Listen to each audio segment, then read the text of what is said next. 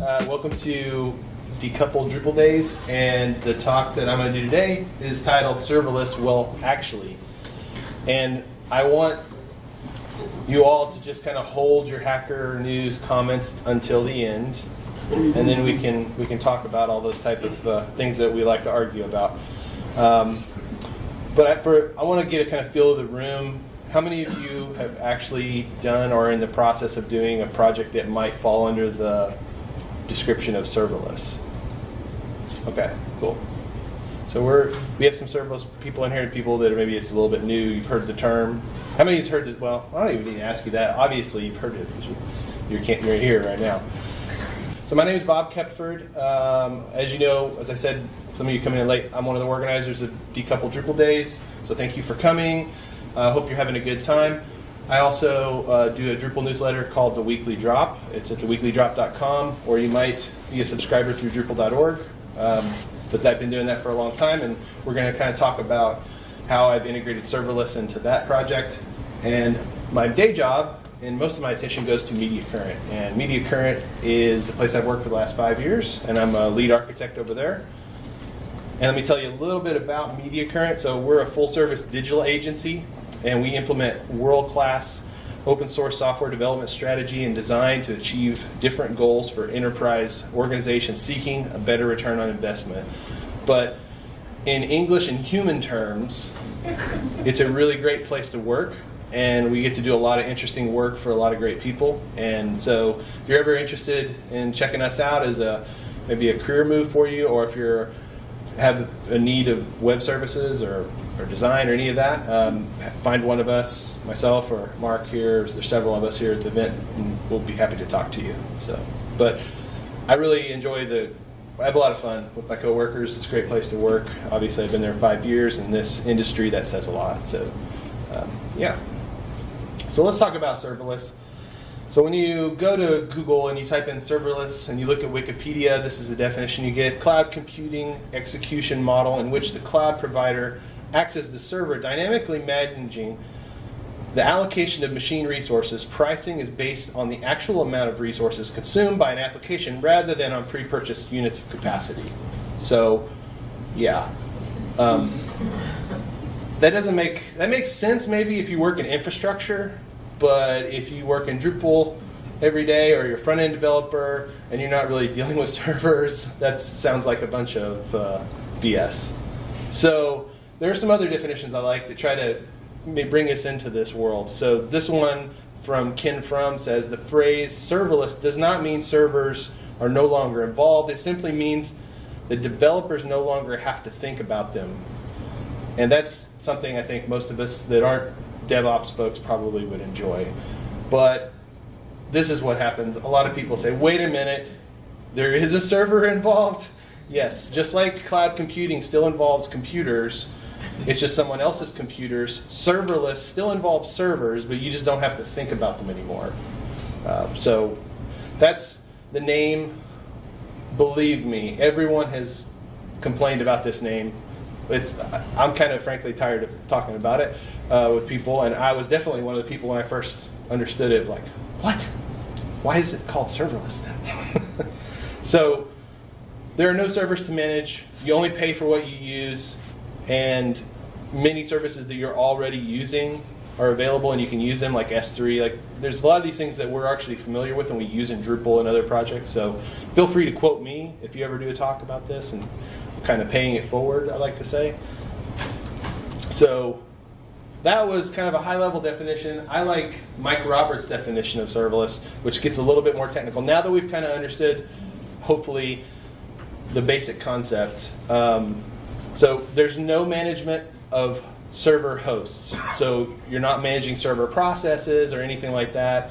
It auto scales, so you don't have to spin up a new EC2 instance or spin up a new server in your environment.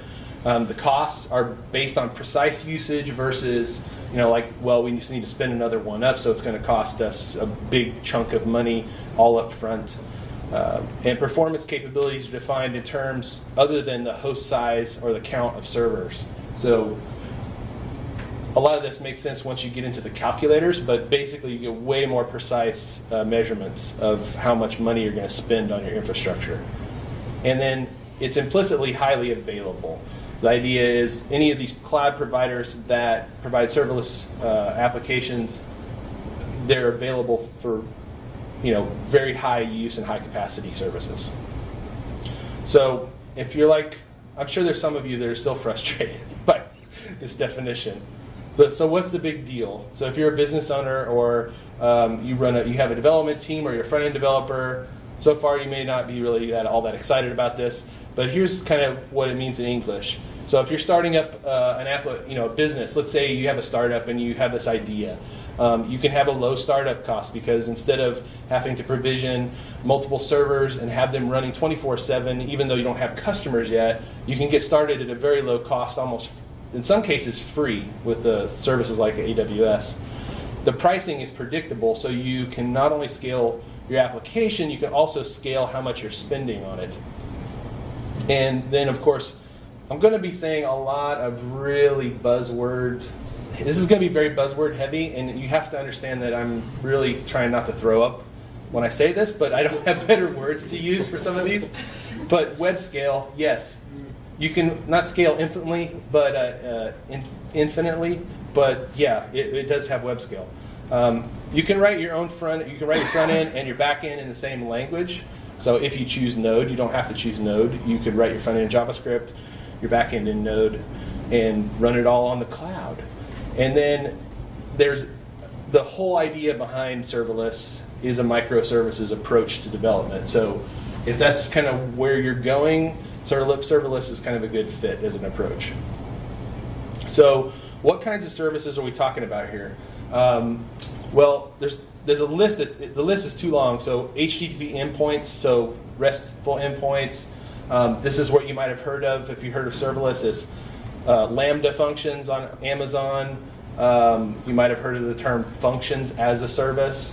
So that's kind of falls under the endpoints group. And then we've got data store. So all the providers, or most of the providers, I should say, have some sort of data store that they provide, whether it's a NoSQL one like Firebase, or if it's more like Dynamo, which is one of Amazon's products. Those are available. There's file services like S3.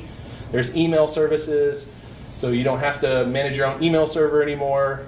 Queuing is a big deal. So if you have something and you need to have a queue that you can depend on, like we're adding new items and they have to be first in, first out, or that doesn't matter. There's all kinds of queuing services that you can use. If you need something to handle authentication, and these are all pieces that you can build together and use if you need them. And just like Amazon, if you ever go to your AWS page, there's so many services they run out of screen for them. And so I'm not going to continue. So, as a lot of things in technology, I always like to think about them, to try to understand them. How do we get here? How do we get to this world where people are talking about serverless and tweeting about it? So, just like computing in general has kind of progressed from a point of where we wrote machine code to the point now where we write PHP and JavaScript, this is just a progression in the abstraction of the work we do. So it kind of started with microservices, the idea of breaking up monolithic applications into discrete services that work together in concert to provide the same functionality, but in a more manageable way. So that kind of came up as a concept along with AWS. And then we saw platform as a service become a thing. And I'm really saying a lot of buzzwords here. But platforms as a service, something like Heroku, something like Pantheon in the Drupal world, where you're not really worried about the servers anymore, but this company provides a platform for you to use, and you can just kind of use their system and not worry about servers. So that was another progression. And then we heard that, if you guys may have heard of this term called Kubernetes. And basically that's the best way I can think to explain that is orchestration of provisioning servers to do things. Like it's made really, I'm probably oversimplifying. There's somebody here that will correct me later. But Kubernetes came up, and then I don't even know if this happened. This may not be a perfect timeline, but the idea of serverless is kind of a pushback on that. It's an idea like if the platform providers, the AWS and the Microsoft and the Google, if everyone's using Kubernetes, suddenly they're becoming a commodity, right? So like you could just swap out whatever server or provider you want. So these companies started to try to develop a better developer experience. And so that's where we get things like Lambda, and that are really easy to use and that can be basically free. And so that's what kind of sucks us into this idea of serverless, is because just like something like Drupal, it saves us a lot of work and a lot of time and a lot of hassle. So that's kind of how we got here. So I've been talking a lot about AWS, and they're definitely one of the big players in this, but they're definitely not alone. And I'm not going to include everyone that does this, but AWS is the big one. Google has serverless products that they provide. Microsoft is a big player now with Azure, as well as IBM. And if you're wanting to try to stay in the open source world, IBM might be a good one to look into, because they're using OpenWhisk, which is an open source serverless project. So you could actually run it on your own hardware, or you could run it on IBM's hardware and pay them, or you could run it yourself. And there are other open source serverless projects out there, but that's one to look at. And then some, like Webtask, build on top of AWS. So Webtask is a really interesting one if you don't really want to dive into AWS, which is a very big commitment if you're totally unfamiliar with it. And Webtask basically makes it way easier to use serverless functions. And so if you're a front-end developer and you're like, I just need a contact form on my website, and I don't want to have to pay a monthly fee for that, Webtask might be a good option to take a look at. So we've been talking pretty high level. I just want to kind of get us all on the same page as like, what is serverless? And we haven't talked about languages. So there are many different languages that are popular in the serverless world. The big one, though, is Node.js, and I'm assuming most of us in here probably write JavaScript from time to time.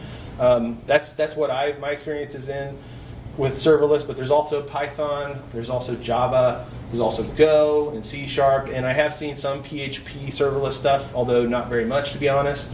So there's a lot of flexibility. It depends on the provider you're going with. Some providers won't support all these languages, but most of them do support Node. So all this is great, but we're just kind of throwing around big words. Let's talk about some common use cases. So I already mentioned, if you're a front-end developer and maybe you have a static site for your website, but you moved away from Drupal or WordPress because you didn't want to manage that server and do all the patching to keep it secure. So now you host it on Netlify or GitHub or something like that, but you don't have a contact form anymore. So you have a couple options there, but one of them is serverless, and you can set up a Lambda as well as an email service and have a nice contact form, and that you really don't have to worry about that much. So that's one great use case for it. Image processing is another. So you can kind of move that off of your server infrastructure and move it over to a serverless function. Ops and infrastructure, Internet of Things devices. That's actually what kind of got me into serverless, was I was messing around with Raspberry Pis and trying to have them go out and do stuff. And the Raspberry Pi has a very limited amount of memory. And so you're kind of limited on what you can do, but if you use something like serverless, you can actually move that computing power off to the cloud and do it there. So that's a very common use case for serverless. Another one is data processing. So let's just say you have a lot of data you need to process, and that would be very costly for you to have the hardware to actually do that. But you only need to do it at certain times. So you have this peak of time where you need to generate reports, and it's going to have a huge amount of data that has to process, and you don't want to have to pay $20 for that 24/7. This is another good use case. And then, in general, just avoiding, I skipped one, serverless at the edge. So what that means is, basically, we're all probably familiar with CDNs. The idea of taking the website and bringing it closer to the actual client, the person visiting the site, with serverless functions on the edge. Basically, people like Amazon and Amazon. There's other Cloudflare. That's the name I was trying to remember. They actually provide serverless functions on the edge, so they're really close to the user. So you're losing a lot of that latency that you might have with your current infrastructure. So the functions that are running are actually closer geographically to the user. So let's say you have somebody in Los Angeles and you host your site in New York. So you have light only, you're limited by the speed of light, basically, right? We've heard this talk before, probably. So it's the same thing. If you're putting all your serverless functions in an infrastructure in New York, the people in New York are going to have faster results. So what this allows you to do is basically move your infrastructure around regionally, so you can deploy to multiple regions, which is a very, very cool idea. And the tools for doing this are making this to be much easier to do. All right. And then, like I said earlier, avoiding the high upfront cost for servers. So we're kind of living in an era where most of us probably don't buy servers, hardware. But we do pay monthly a lot of times. So, I've got Linode servers and DigitalOcean servers, and I'm sure most of us have servers running where we're paying a fixed amount every month. So you can kind of move away from that. So when does it make sense to use this? It's cool, it's fun, but we're adults in this room. We need to make our technology decisions based on, what's wise. So one of the use cases is if you have discrete API functionality requirements, so that are separated maybe from your Drupal site or your website. You might have this new thing that you have to do, and it's really kind of decoupled from Drupal already naturally. So that's a good use case. I recently did this for a client where they needed to, we needed basically a middleware between the website and their API, where we would log every user who visited their site and then push that over to their Salesforce database. And we were logging certain things about the user, like their user ID and what page they viewed, so that they could have reporting on their customers. And the customers are all in on this. It's a way for them to earn discounts, is that they go through these courses on the website. So I was able to do this all with serverless for basically nothing a month for added cost for the infrastructure. And I don't have to manage a new server to do that, and it doesn't add load to the Drupal site, because this stuff would have to run on every page load. So that's an example. Another example would be anywhere where scale is a concern. You're building a new API and you might have spikes, and you want it to grow really fast. Where cost is a concern, you don't have a big budget. You're just a startup. You're just starting out. You don't have a lot of funds. Another one is maintenance. So this is a big one for me. I don't like having to patch servers. So anything that can get me away from that at an affordable price, I'm going to be interested in. Like I might not be able to justify hosting my site on Linode or on Acquia or Pantheon if it's not really going to make any money. But if I can run it on Amazon, and just have the services I need, and it's not going to cost me much, I'm more interested in that. So when does it not make sense? Now this is probably more important in my opinion, and this is the big thing. So if you have a tight timeline and your team is very inexperienced with this whole concept, this is a really bad idea. Really bad. If you have the time and you want to learn this, great. But there are a lot of ways to do the same stuff you can do with serverless with traditional approaches, and it probably makes more sense. If execution time is critical. So there are ways to work around this, and a lot of the cloud providers are trying to avoid this problem, but there's a term you'll see people talk about, which is cold starts. And basically, the VMs that are running these functions, if they haven't been ran in a while, they'll actually shut down. And so the first use of a serverless function might be really slow. And then after that, they're quicker. So there are ways around that, but in some situations, execution time is actually extremely critical.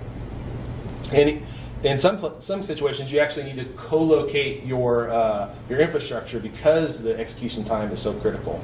So if those are requirements, I think for Drupal sites, a lot of times this is not a problem for us.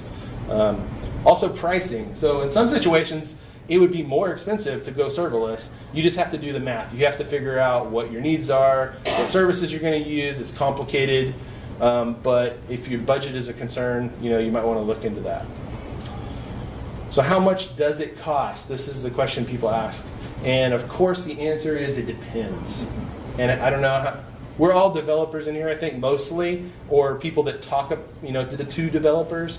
So we're probably familiar with this term. We're comfortable with it. But it can be very affordable, but it depends.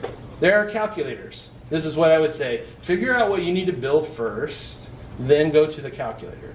And in my experience so far, it's been cheaper and more affordable and easier, lower cost on maintenance. So it can be very cost effective, but please do this. I think most of the providers are actually doing this for people now, but set billing limits on your account. So I've heard horror stories of AWS accounts going into the tens of thousands of dollars because somebody left something running and got exposed and started getting hit like by millions of hit, like the function got run millions of times, and so it starts to add up. So just be careful with that. Make sure you have limits and notifications set for when you hit certain billing limits.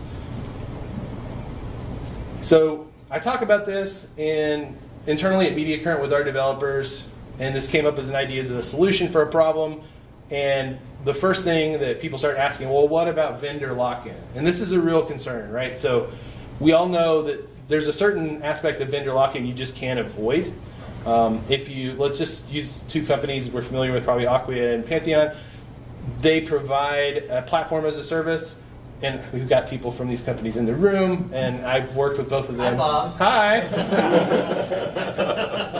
There's a certain amount of vendor lock-in involved in everything, right? Even if you work with MediaCurrent. We have our own Jira, so that it's just a matter of how much, and like, are you aware of the lock-in ahead of time?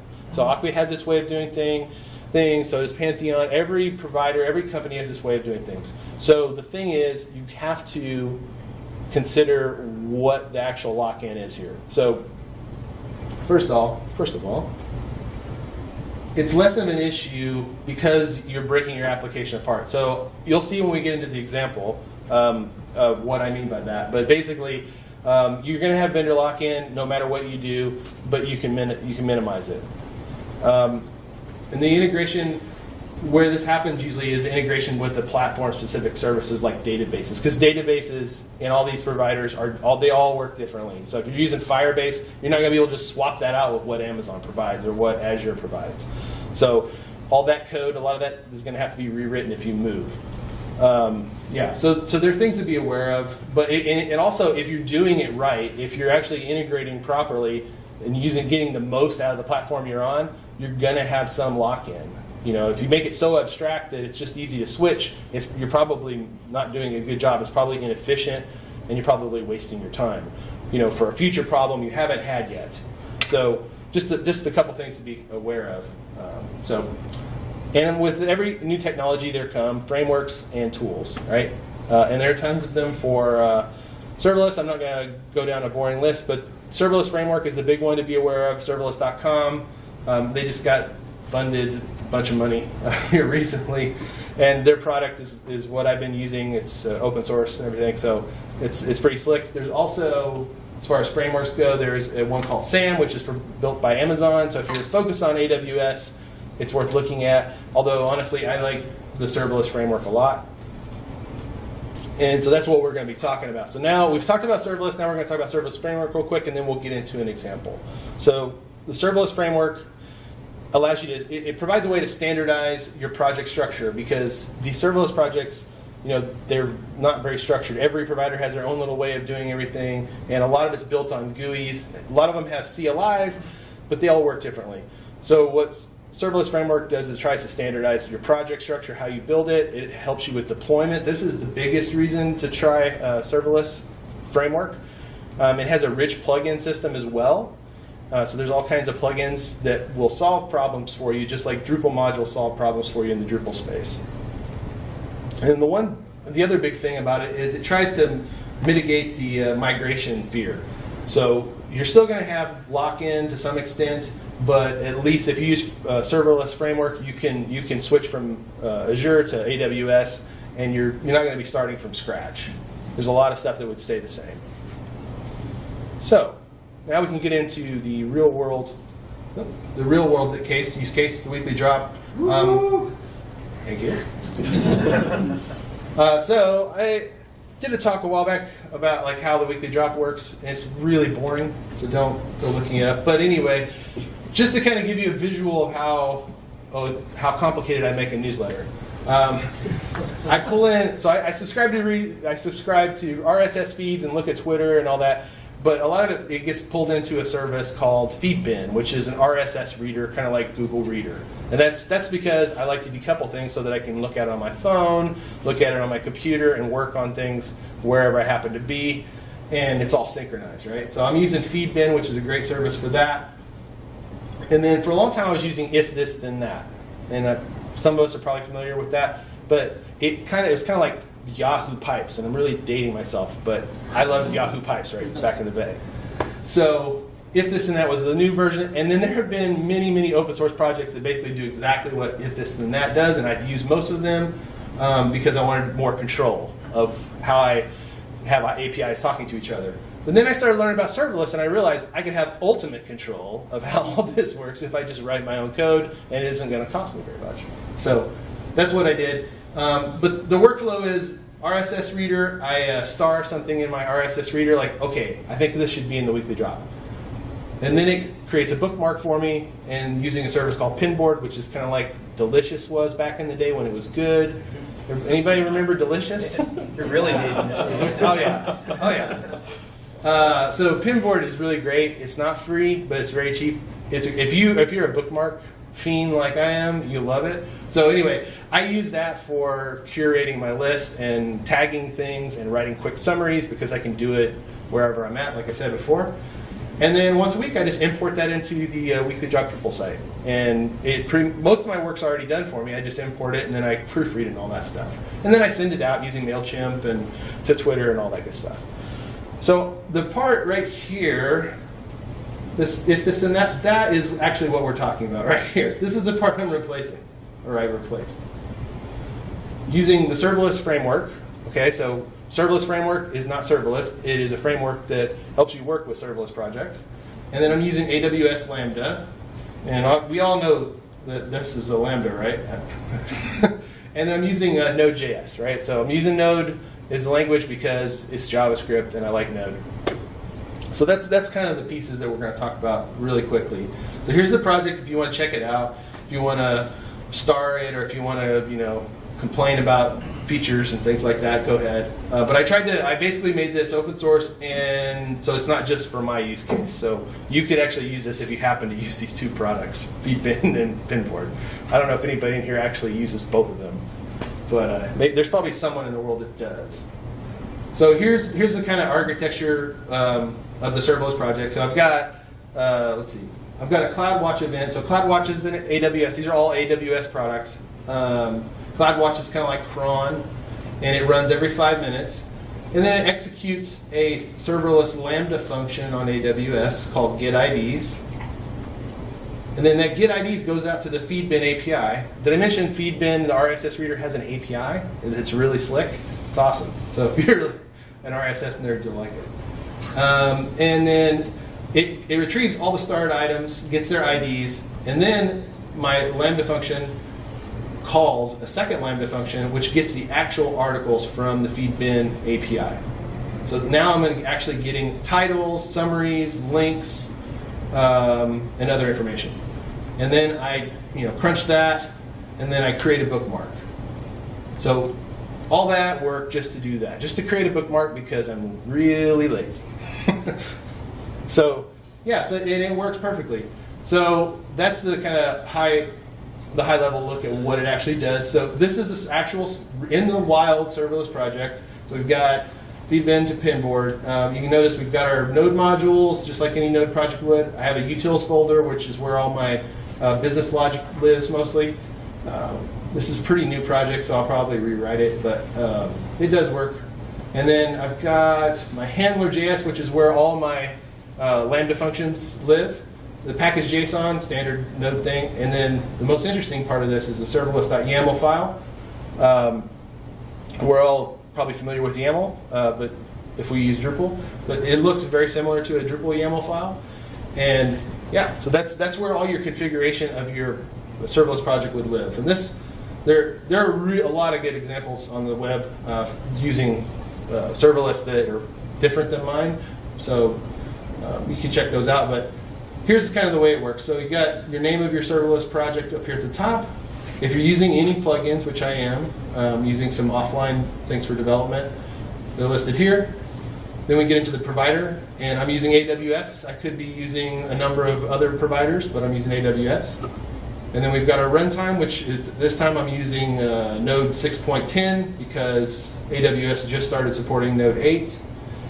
And then I'm setting up, some of the region settings and things like that that are AWS specific. So I'm using my default AWS profile. Yeah, so here's where I set my permissions for roles, and we kind of get into really kind of vendor-specific stuff inside this provider section. So that's the kind of stuff that's going to be different per provider. Then we get down into the line 20 here. I've got my package settings. So these are the things that would be more similar across providers. I'm including the utils folder. And then here are my Lambda functions. So I've got 2 Lambda functions. I've got get IDs, as I mentioned before, which goes out to feed bin and grabs the starred items, gets all those IDs in an array. And then I have an event that's connected to this Lambda.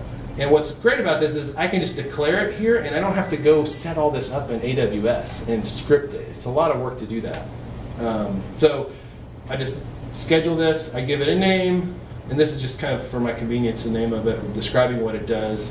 So it basically runs every 5 minutes, just like a cron job. And you can actually use cron syntax here too if you're more comfortable with that. And here's my second Lambda function, get items, which is what actually goes out and gets the items from the feed bin API. And you notice here under events, I have HTTP, so I'm setting up an actual HTTP endpoint. And this is just as easy as it is to actually make an HTTP endpoint. And it only accepts post requests. Like you can set them up in all the standard HTTP request types. And then here's just a standard, here's a package JSON, nothing exciting here, but that's where you declare everything. And then we get into the most interesting part, the handler.js. This is where you actually declare your functions. And if you're familiar with Node at all, this is where I'm basically importing all of my business logic in here.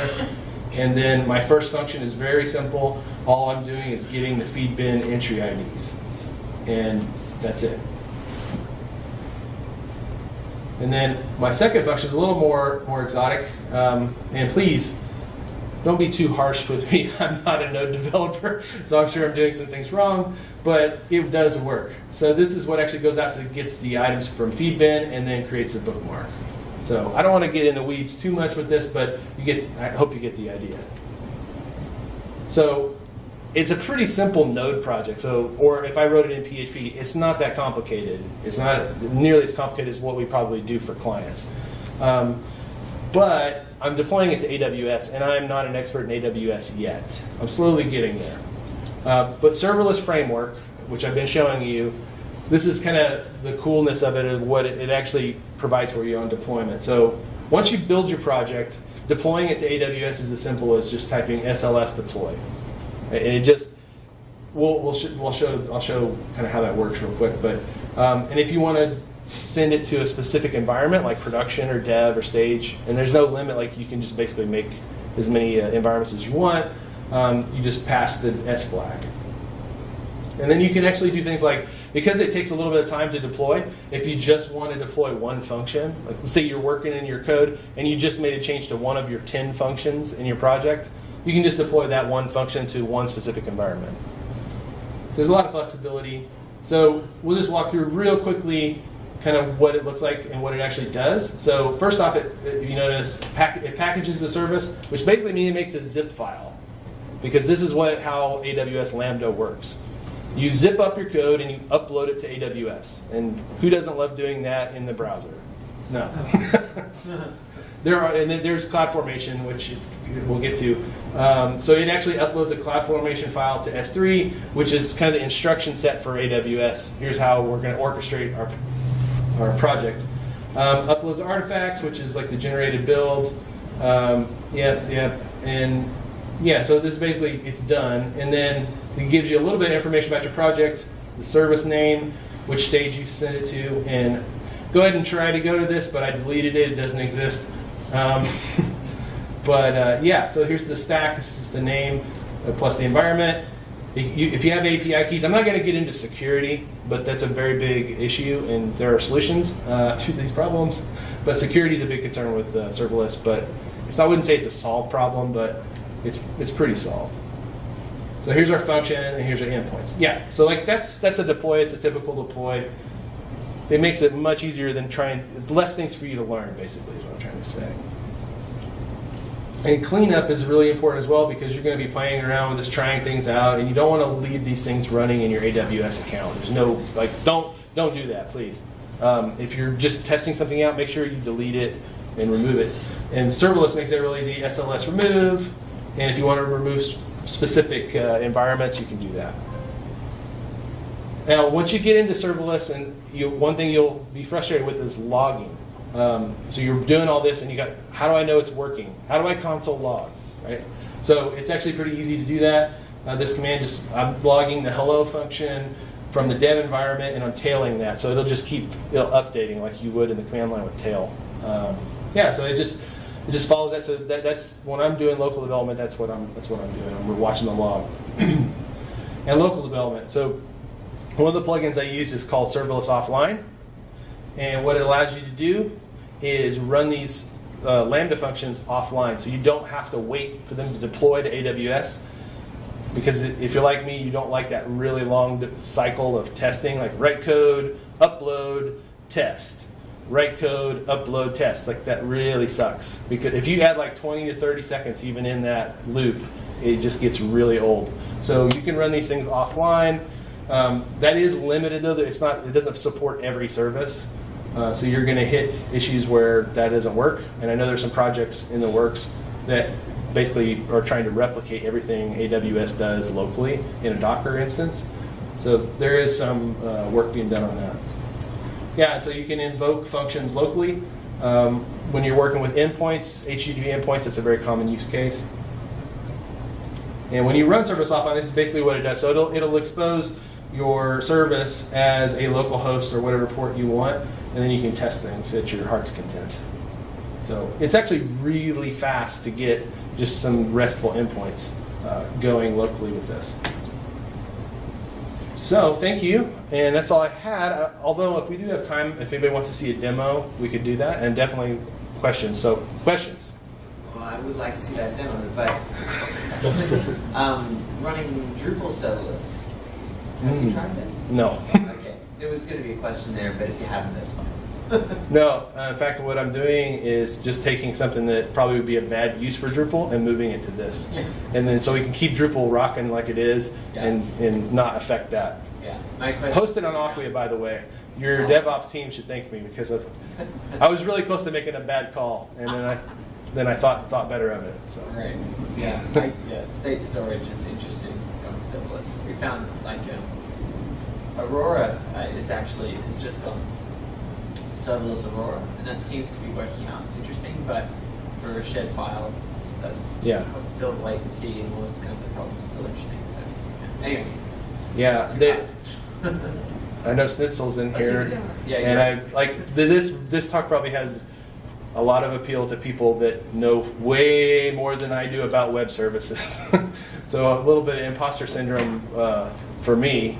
But this is something I've been very interested in, and I thought, hey, what better time to share about a new topic than when you're learning it for the first time because it's still fresh to you. So I would love to talk to some of you about what problems you've had that have actually done more of this and just like what you're thinking about, what you're using. So any other questions? You have 15 minutes. But I still have 15 minutes? Yeah. Okay, we can do a demo, which is going to be really boring, but well, I assume it would. Let's see if I can get this to work. There we go. Okay. Yeah, so there you go, demo. That's easy to read. Yeah, it's totally easy. Well, there's nothing to read here. Let's see if I can zoom. No, I can't zoom. Let's try this.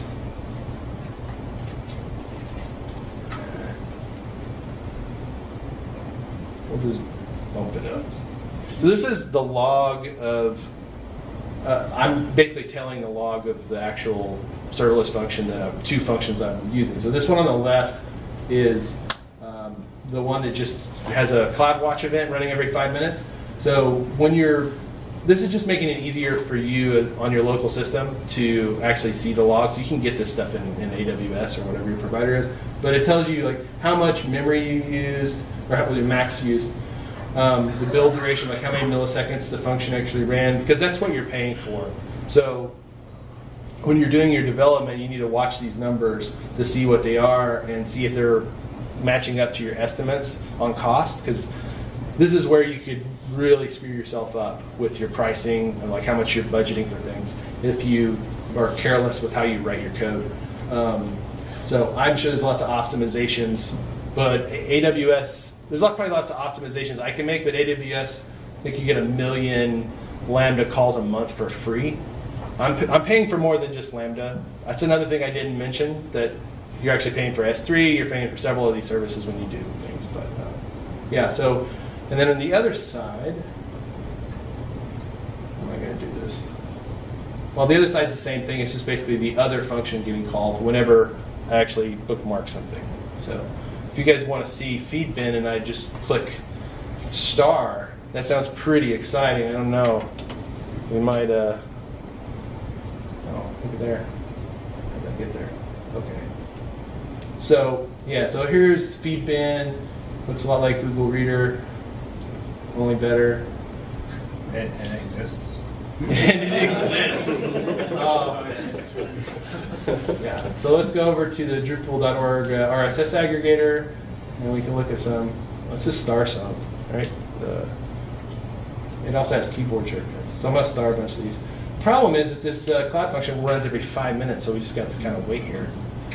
But we can cheat. We can pretend, and we can go over to my Pinboard account and see things tagged WD.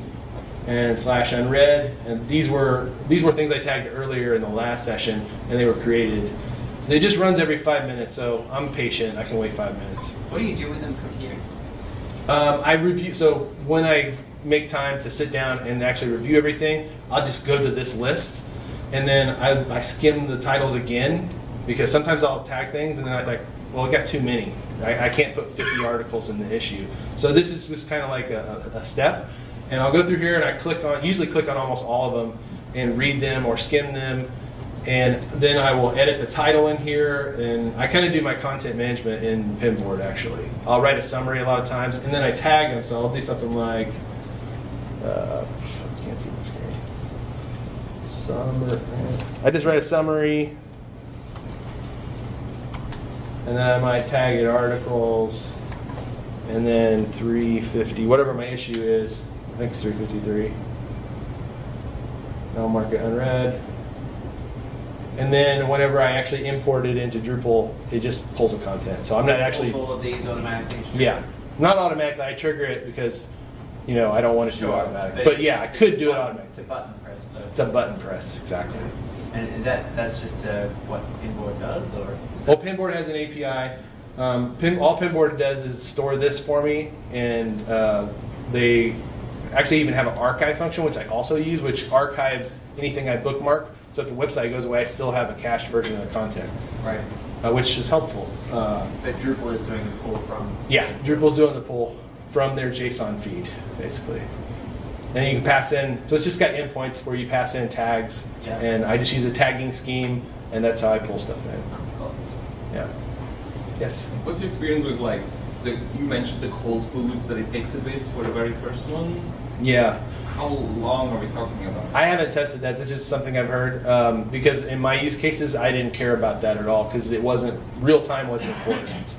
Like in this case, 5 minutes, that's my tolerance level to wait. And then for some of the client work, nobody really cared about it being real time. They just wanted it to they wanted it to be fail proof. So I'm using SQS in that example, which is a good service. Yeah. To answer the question, for Node, usually the cold boot is about a couple of hundred milliseconds.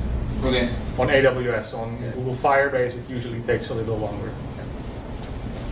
Yeah, because talking to the Drupal as a function, technically we could provide, or we could do a hosting based on, a pricing based on usage only.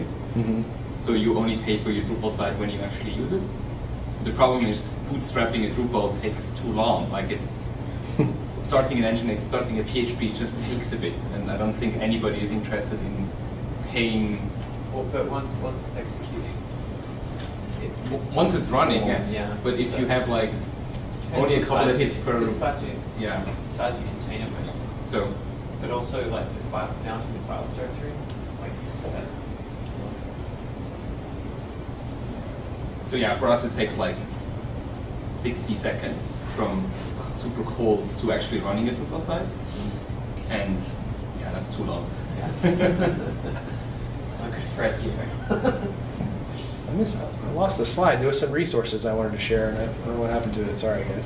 I'll fix the slides and update them on the website because there's some good resources. A couple of newsletters around the serverless community that are really good, and podcasts and stuff like that. Yeah.